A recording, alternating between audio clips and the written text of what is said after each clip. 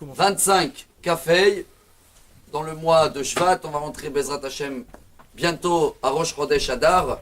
Et Kafei, c'est ce qu'on vient de faire Birkat Kohanim, Ko Tevarechu et Bnei Israël.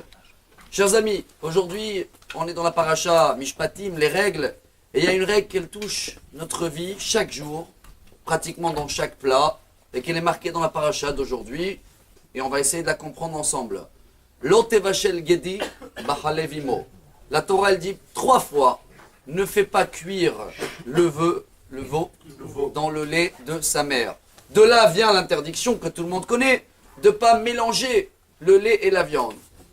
La Gemara nous explique, comme c'est écrit 3 fois le même texte, Lo tevashel gedi b'halevimo, de là on apprend 3 lois différentes. 1, de ne pas manger le lait et la viande.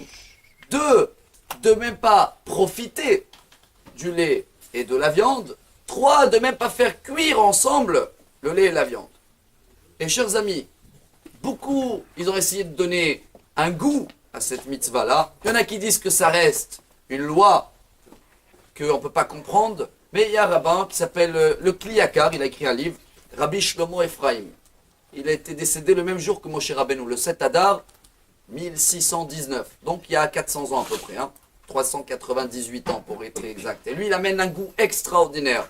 Il nous explique, chers amis, et j'espère que ce message va nous faire comprendre mieux, et c'est pour ça qu'il faut le partager, parce que ça suffit qu'un qui va prendre sur lui, grâce à ce message, de faire plus attention, et comprendre que chaque viande qu'on a dans notre assiette, chaque entrecôte, kebab, parguit, il est dans notre assiette grâce au lait de sa maman.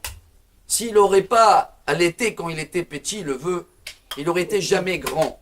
Donc, qui en est, nous, de prendre quelque chose qui a été cuit grâce à le lait avec qui il a grandi et de le mélanger ensemble et de les manger? Ça va nous donner, notre sang va devenir une mélange d'une force qu'elle crée et une force qu'elle détruit. Le sang, le rouge et le blanc.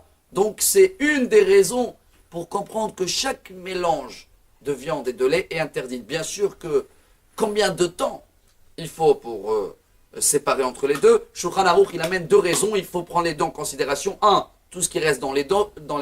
2, le temps de la digestion. Et le top, ce sera 6 heures. C'est vrai qu'il y en a qui font moins par rapport à des autres coutumes, mais chacun de nous qui a écouté ce message aujourd'hui, qui peut le partager ou prendre sur lui, améliorer notre contact avec Hachem dans notre assiette, et comme ça, Bezrat Hachem, on sera en bonne santé.